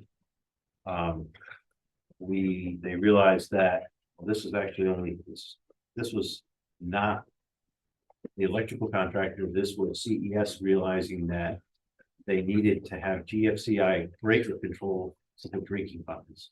And so we went through a couple of ideas and found that the most inexpensive way to add that GFCI protection was to add a GFCI fixture above each drinking fountain location. So this is a cost to wire that into the sequence of the power that drives down to each individual drinking fountain. Has a water cooler and needs to have a triple device in line. The previous idea had that triple breaker, and that was a much more expensive way to go about it. And then the door operators at each of the entries, you know, hit the ADA button and you want to open the door. There was no circuit shown for those. What number is that? That was our 210R1. The next item is a large credit. As we're talking about the construction tech, I wanted to make everybody aware that in the lower level, when we space change, we deleted a scope of work for what would be an acoustical treatment to the ceiling space, not in the construction TED, but in your engineering lab. In the base building documents, they had included a high quality sound transmission, thinking there was going to be a large sound generated from that. But in talking to staff and said the most, you know, the loudest thing that ever goes on in there sounds like the dishwasher at my house. So we took that scope of work out. That's the lion's share of the savings. But the side, we are going to introduce an acoustical ceiling in that space. So although we're giving back $18,000 today, there's roughly $10,000 that has to go back the other direction. And we're still working out the details for that construction. But I think it'll be a nicer space. You know, it is an engineering lab. It doesn't need an exposed ceiling. A nicer space. Let's see, in the main lobby, as you came into the building through area A, there used to be what is known as a cloud. And there's too much mechanical there. It doesn't look sightly. So for aesthetic reasons, Slam took the cloud element away. Now the ceiling goes all the way to the wall. In doing so, we had to change the sprinkler coverage to cover the areas differently. We got a credit back because we don't have to paint that portion of the ceiling, but then we have to add more ceilings. So we have a small cost from the acoustical tile trade. And so there's this $2,000 add to contingency for that. And then lastly, in stair one, maybe not lastly, no, lastly, in stair one, the rated partition, which are, you know, 2-hour rated walls, to make it simple to mess with. As it aligned with the curtain wall on the exterior on one side, the alignment wasn't there. It was just not drafted to where they aligned.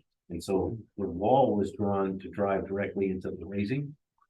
And with no detail to tell you how to make that, it's 2-hour rated assembly. The air could get out of the assembly unless we took out a pane of glass.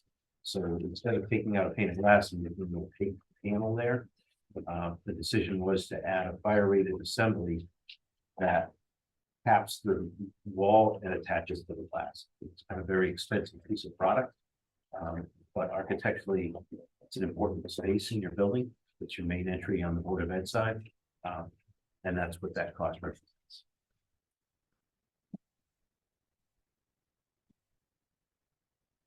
Thanks, Dean. A lot of words, What? a lot of words, I guess we began. So, scenarios. Yeah, Yeah. Can I have a motion to approve all of the PCOs that we talked about. So we'll Have a second? Second. Second, Robin. Discussion? All in favor? Aye, opposed? Next piece is, we did receive payment number 12. So as of that date, May 1st, when we received it, we received $74,524, $790. $74,524,790. $million. Yeah. Million, is that- But again, at the end, there's retainage of 7 million already. So when we look to close this out, there'll probably be about $14 million in retainage. Yeah. The city knows that they have to have a bank anticipation note until We can get the that close of back. the project, just takes 6 months at least. Well, yeah, they just adopted that in legislation. I can't hear, what? They said you've got a ground rules for that, do that. Oh, did that? Yeah. What did they- I didn't. I didn't hear you, Hey, Dave. could you stand, Dave? Say Stand. Yeah. On the table. The state just made some modifications, I think, in the municipality's favor, holding them accountable to deadline for the time they have to actually close out a project. There are some stipulations on the municipality. We have to file certain paperwork within a certain period of time, but it's like we're going to be past this time frame of the state not reviewing changes for Right. sometimes years, Right. holding up the closeout process. So that just changed in the last week and a half. Can you send me that? Because I don't have that. Yeah. I'll send you the bill. You know, all we've sent them Huh? 13 change orders. They have not responded to them. We had to get them in. And Dave sent a note to the state. And we still haven't heard anything, right, Dave? No, I mean, the last was that Kermit Thompson is our reviewer. They did respond. They They did, did yes. say, yeah, they did get back to us to say Right. that they have assigned our change orders to one of the reviewers. And they're in his queue. So my suggestion is in another, in another few weeks or a month, even Mike, you were copied on that, right? You can just ping that group and say, hey, just let us know if you need anything. Keep yourselves in the top of their inbox. So I will, the bills that you approve tonight, I bring them to the city tomorrow. The checks will be next Friday. During Memorial Day, I will be getting it ready for the state. Put it into the state. And hopefully within 15 days, we'll get it paid. So it will be 2 bills of around $10 million total. 700 pages that Mary helps me and she scans all of that. So it's crazy, but it's, I tell you, the state, as long as they start paying on time, which they started. So hopefully we get that in by June 1st, June 15th. Check comes to the city. Just let you know, even though the city borrowed bank anticipation notes of 34 million, we are even so far with the state giving us money and paying it out. So we haven't hit the 34 million yet. Probably hit it with this check, but this would be only a short cycle that we have. So it's really good for the state, hopefully. And we met with the state, remember? We sure did. Yeah. Many times. So I had to compliment all the people on the state, you know what I mean? Because we met with all of them. So I said, oh, thank you. Got a name. You helped us out, Michelle. No, Michelle was great. Michelle Dixon. The former person, there was one new, then they had another one, and then there's a new one now. It's great. One in the middle told Michelle Dixon, who I know for 30 years, you can't talk to anybody. You can't call anybody in the schools. And then when she left, the new person came in, she called me and said, Ed, I'm sorry, but we couldn't talk to anybody. I don't know. It's beyond me. So Next one, the payments, BL companies, $6,699. Have a motion to approve. Second. Fiona, second. Ellen? Yep. Discussion? All in favor? I Aye. oppose. Okay, next one. Slam. $41,225. Have a motion to approve. Oh, I got a question. Yeah. The recap on the back page of their. Yeah. Invoice, is that accurate? What? Their contract is. It's what, I'm having trouble seeing with my glasses. What's their contract amount? Is it on here? 5,635,275. That's their contract amount? Yeah. 50, we have 5,635,000. Can I ask that we move this invoice to after the executive session? No, that's, Well, I guess what I'm asking is, yeah, if you look at page, is 87,000 really what they have left? no, I didn't think so. you look at page 2. At the contract administration is $1,649,000. No, you're- They've only been paid, earned to date $948,000. Where is that? On page 2, Oh, yeah, yeah. where it says contract administration. Yeah, I got you. Yeah. So they still have those categories left below Correct. to go. Correct. I got you. Oh, Yes. All right, but anyway, there's a motion on the floor to move this to after, in executive session. No, to discuss the invoice after Right. we come out of executive Yeah, session. okay. No problem. Well, after we come up. Yeah. After we come out. Gotcha. I'll second. Second, everybody in favor? Aye. Aye. I'm beyond. Next one, Tri-State had 1, 2, 3, 4, 5, 6 invoices totaling $18,137. Have a motion to approve, So moved. Second. Fiona and Kathy. Discussion? All in favor? I opposed. Okay. For the good of the order, Yeah. Yeah. Missed it. good of the order, Jeff, anything? Nothing tonight? Doug, I'm good, thank you. Robin, Good, thanks. Armin? Dave, No, nothing, thank you. Dean? Mike? Like, I do. I apologize, but one more item has come up. This morning, Slam issued a notice to us that they have reconsidered the color of the sign of the lettering. Last time we met, the decision was to go with a charcoal color at all 3 locations.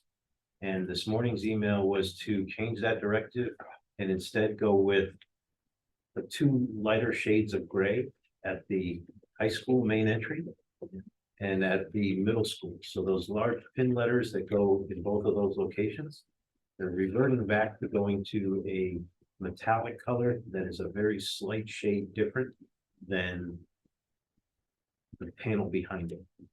Why?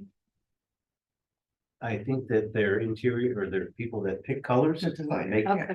those kind of design decisions, heard what Kemp had proposed at this meeting last month and said, Didn't everybody in like this the- room say no? there was, right, Right? so that's why. I thought you Kemp- guys all said no when I walked to the meeting. Yeah, This is the It's- 2 light it's- gray colors, right? it was a charcoal gray decision and it was all 3 locations and it's recorded in your minutes that way. Yeah. Don't I worry, just- we're gonna put signage up. It doesn't matter that you can't see it. Yeah. So So, they get, so now we'll have 2 different color signs, right? We'll have the charcoal gray and the other ones. yes. That's not sign uniformity. So is that? So you remember the big letters that sit in front of the high school? Yep. They're kind of tall and they stand alone, they stand proud in front of that glass facade. The panels that are adjacent to that are a metallic color. Yeah. Right? So they would like to go with a more muted gray there. And then at the other location at the middle school, when I say muted, I mean, I couldn't perceive the difference. They can perceive the difference. At the middle school, they would be a very similar gray. and metallic to match the aluminum panels, but on a more matte background. That is your synthetic fiber. Are those two signs both visible when you pull up to the school? Yeah, from your rendering or from when you're in that round circle Yeah. parking area. So you're looking at You're both looking at- signs, two different One's just gonna colors. be more matte Why? against a metallic background. Yeah, And the other one's gonna be more metallic against a Wait, matte background. I understand that, but why would we do two different colors? If you're looking at the building and it's the same sign, why wouldn't we match what you're seeing? That's. on my scope of Yeah, work. yeah, please don't. Then I'm So gonna go it's further, not- we're gonna, Forgive my, I was hoping to ignorance. get Is closer it to up- releasing those signs, but is it up to Slam to make that call? no, that's why they brought it back up. No, they Oh, got. all right, you guys, so, especially okay. since you guys all voted on it last meeting. Is this a depth thing, Dan? Like, are you, No. you can see the sign based on the It depth? says- Because if it's two it light says colors middle of school, high gray, school, that's how on stupid. earth is anybody going to read it? It's Oh, functional what? signage, says you should be able to read it. Yeah, Right. Well, in the one case, you're mounted right against the cement fiber panels. So. Can they send For us the a good of the picture? order. so we Yeah. can see it? Let's slam it. I was hoping to move forward because I have to start Nice try, letters. slipping that in the Oh, end. well. It's a further decision making process. Yes, pictures of the different colors. Can't say you didn't try. Yeah. Like the match things. Yes, I want to move their project along. A couple other things that I didn't mention earlier, we had Kanosha out and we had Hold on. our, Point of order, sorry. Sorry, I yeah. can't hear what he's saying. Yeah. Go we ahead. had Kanosha out for safety week last week. We had a presentation and we fed the troops. That went beautifully. The Kanosha inspection went beautifully. We had a couple of really minor things, literally minor in the sense of a ladder wasn't labeled properly. It didn't tell them how much load it could carry. So great day for everybody. We also had 2 days later, a gift from Marzano's in which they offered to feed the troops. So the troops got fed, we're running on Wednesday of last week and we had 162 personnel on the site. On Friday, we had about 140. That's a heck of an offer and an appreciated thing.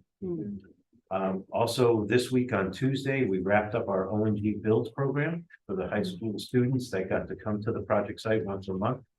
Had an opportunity to meet with everything from our staff to the engineering staff. The last one was the operating engineers. They got to sit in a piece of equipment and we didn't let them, it wasn't running. They weren't running it. But they got to sit in that piece of equipment, get a feel for that. They all got diplomas for going through the program. I'm really pleased to have an opportunity to be a part of what would be the last high school year that these high school students had to be around us, and then not get to live in a new building. But for me, that was a good experience and they were a great bunch of kids. Actively engaged, good questions. We asked them all to, recount their experience and they gave us, a lot of good feedback. So a lot of good positive energy. I'm done. nice. I got a couple. What does Slam owe you right now? Anything as far as, Pending design changes? yes, Yes, we have, if I can ramble through the things that I'm aware of. We meet bi-weekly. These are all recorded in the OAC meeting minutes. We have a section of that agenda that is pending design changes. As I run through them in my head, we have your entrance badging system devices are going to be located in the vestibules of both buildings, plus at the back door via the kitchen. That design is not complete. Can you help me out with the other ones? I'm just drawing a blank. Not the badging, it was the time clock? time clocks. Oh, those, yeah, they're time clocks. They're not badging. Right. They're not badging. How about that plywood in the, loading dock area? Oh, that was not even on my list. Plywood, Add that to the list. okay, I'm just drawing a blank. There's probably 5 design changes that we don't have documents for. And that's the purpose of our meeting bi-weekly, is they're looking for information from SLAM Derek? or from Ed Mario that they can finish designing something. Well, the first one, the time clocks, they insist they need a model. Isn't that their job? No, the school's Amazon. applying the time clocks. Is there any? Is there any decision made on a model? I'm in the process of building a model, that we can, manage in-house instead of going with a third party. Because the third party that is provided through Frontier has burned us before. Okay, So. I'm in the process of building it and speccing it out. okay. Is it safe to say that it's gonna have? What's it gonna have? It's gonna have a plug. It's gonna have a block on the plug. You just have something. And need a data check? Data Gonna check. need it. Yeah, once I build it, I can certainly give you everything that I have. Yeah, we need it like now though. Yeah, so where these live in the building is proposed currently is when you enter into the vestibule, the high school vestibule staff or the middle school vestibule staff will walk through. Mhm. And we haven't sheetrocked that area because we're still have plywood enclosures, but I'm bringing that curtain wall in on June 15th. And then we'll be sheetrocking shortly thereafter. So we need to get the infrastructure in the wall. What Slam wants to know is if the box is going to be flush to the face of sheetrock, they want to put in an alcove, like those black boxes we have in the room. We can put one of those in there. And that way everything sides in there and you have a nice finish. Right. So that's really the drop dead would be Yeah. around June 1st would be good. Yeah, they've seen pictures of one in Midgeon, right? They don't wanna see the cord hanging down, neither do we, right? They don't wanna see the cords hanging down and stuff like Agreed. that, so, I'll get that to you as soon as It's a brand new possible. building. right. So, So that's one. so a block and yeah, so, Mr. Jenny also attends our bi-weekly OCM meeting and had produced our agenda. The next item that is open for design is potentially an outbuilding for use by, those guys. and that's kind of wrapped into your future phase two, maybe building a different, maybe something different out in the athletic fields to service his needs for some of his outdoor equipment. So that's kind of an ongoing, we're not pushing too hard yet on that. Yep, Like a storage. Kind of a shed type of thing? yeah. Wasn't there one There's one at the originally? The sugar shack was gonna go behind the building. Yeah. The sugar shack's not going anywhere, Anyway, except in the dumpster. So that space is available for Dean, but Dean, Dean's not thinking of 10 by 10. Yeah, it's gotta be Something bigger. very substantial. Yeah. The So next would, item is the site sign. would that eliminate the one at the middle school? Middle school. So it's an addition? The current middle school, you mean? Yeah, Yeah, there's a big shed there. Yeah, there's a big shed. No, this is for this campus. He has equipment up there and he's got equipment. at High school. so where's the equipment now that was, oh, this would be new equipment for when the fields go in? Right now, we have a garage. The existing Torrington High School's got a two-bay garage. Okay. Their stuff is going in where anything that has to stay out of the weather elements. Oh, okay, gotcha. That's what I'm trying to get back somehow, some way, along with additional storage. We did talk about. Dan, correct me if I'm wrong, that one storage today and possibly another storage area for our construction services. That's in a different location. Okay, gotcha. That kind of open detail, so. Right, it kind of ties Makes into sense now, space thank use you. in your area H.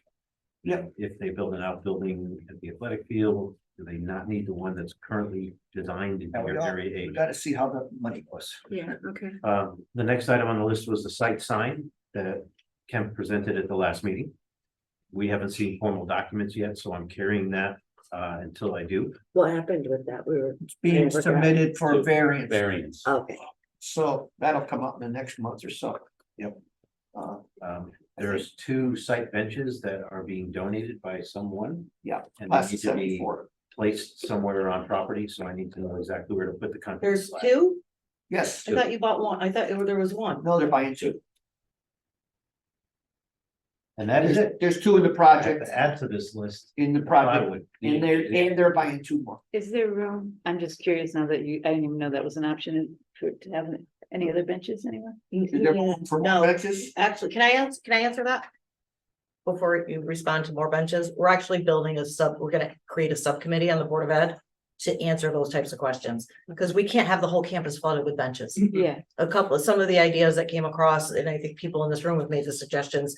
having either bricks or stone, some kind of a pathway where people can make a donation, have your name etched in, your family's name, whatever it might be, so that it doesn't get junked up with Mhm. 1,000 benches because Yeah, people want to Yeah, just it's get gotta their be. name on something. Also, the plaque. We gave, I gave Slam the plaque and he's gonna, Yeah, they lost that design. that design. All right, What plaque is that? you know, Plaque for the, the school. the building committee Yeah, plaque. Whoever buys it, he gets on the plaque. Okay. Right. Not No, I'm not, saying You're not on the I'm plaque. just asking, I'm asking about, if you're talking about a wall of plaques. Or No, something. no, This is just one plaque Plaque. for the building committee. Can we talk about who shouldn't get on the phone? Okay. Well, that was the Not last executive plaque session. that I bought, that I put. Your comments right now. Not on, right. Okay, okay, hold on, let's finish. All right, so. All those PCOs that we went through, John Jenny has a log of them all.